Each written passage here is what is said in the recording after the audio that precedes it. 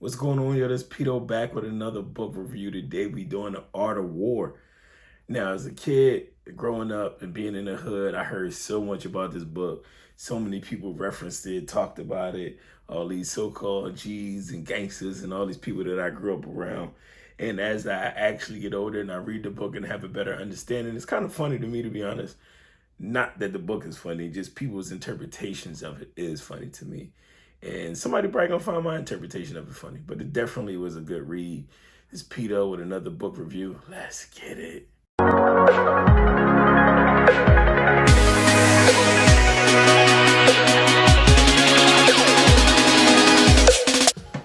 All right, so this book review is gonna be a little shorter than most. The book was only an hour long. I did the audio book on this one. It wasn't long at all, and it was basically a bunch of different strategies on how to win that war and how to control your troops and have a better understanding of the soldiers and armies that you have around you.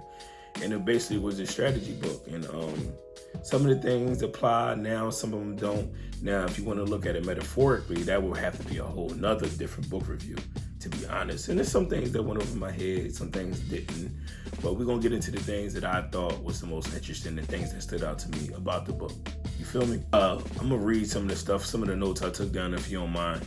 One of the things that he said is all war is based on deception. You never want your enemy to know where you're coming from. You always want to have the surprise attack. You always want to keep them unbalanced, keep them unsure, keep them uncertain of how you're going to attack and which way you're going to go about what you're doing.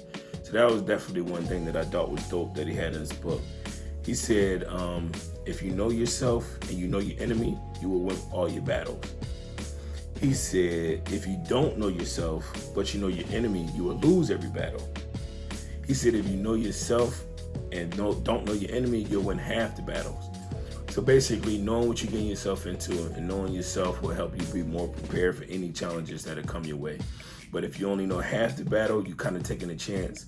But if you don't know anything about yourself or your enemy, you might as well wrap it up, bro. Just go ahead, pack it up, bro. It ain't gonna work out for you.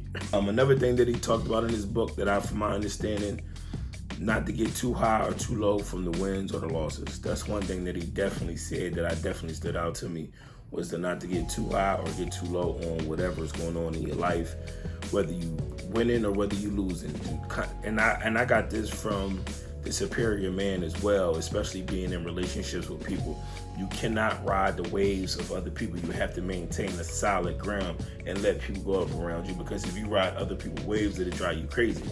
So you gotta remain solid. You can't get too high or too low, because that thing can emotionally take a toll. If you get a big win and you cheer and you get a big loss and you hurt and you sad, them emotions is not good. You gotta maintain a solid, even ground. And I even hear some football players, I think I hear Jalen Hurts talk about that a lot. Yeah, I'm an Eagles fan. I wear out the jerseys and stuff because I like the way they look, but for the most part, it's all Philly. But yeah, man, that's one thing that I definitely did get from this book, is not getting too high or too low with the wins and the losses. Are you with me? A couple more things that he talked about. He was saying how do not press a desperate enemy. Somebody out on their luck, somebody down, and you got the opportunity to put their foot on the neck.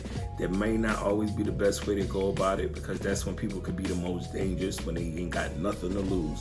That was just my interpretation from what he was saying. Like, don't press people that's desperate too hard. Just leave them out. Let them go. Let them flee. Let them get away.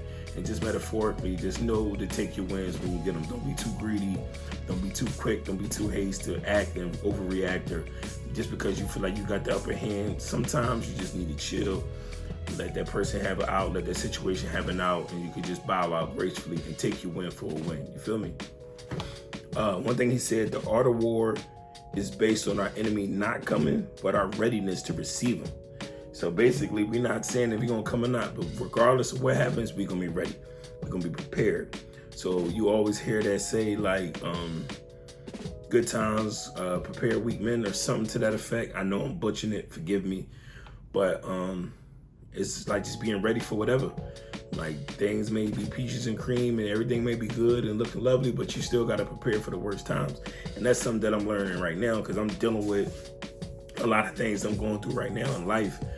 And I wasn't necessarily prepared for these moments, and I'm dealing with it. But Whenever I get back on top and whenever I get back in a position that I need to, I know for a fact that I'm gonna be well more prepared, way better prepared for these moments that I'm dealing with right now.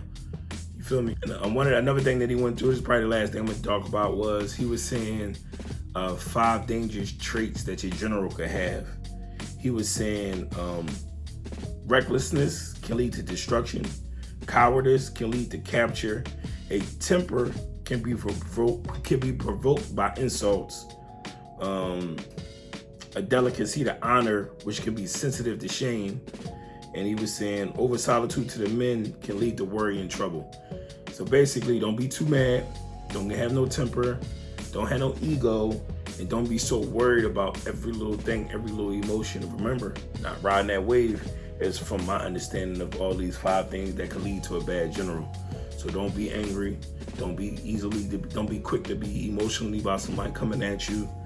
Don't be so worried about all the little things, and don't be a coward. Don't be scary. Don't let fear take control of you. False evidence appearing real. And it's funny because I know that's an AA line, but I always think about pain and gain. When Mark Wahlberg was like, yes, he's talking to Rock. He was like, that's a Johnny Woo line. He was like, no, that is an AA line. But I just thought that was funny. But yeah, that's the main thing I got from it. Another thing that I thought was dope that he talked about was different signs you being attacked and how you being attacked by paying attention to nature. Pay attention to the birds, paying attention to the trees, the dust, like everything that's going on outside. And I just saw a clip on TikTok or Instagram, I forgot where I saw it, where the guy was talking about how living in these big cities has numbed all of our experiences with nature, and we don't even be paying attention or noticing or even remotely aware the way we used to be, because we so caught up in our phones. And somebody called these the cell phones an imaginary box. Like, we so caught up in these imaginary boxes and things of that nature. And then I just thought it was dope because he definitely went into details of how being more aware can definitely be beneficial in war.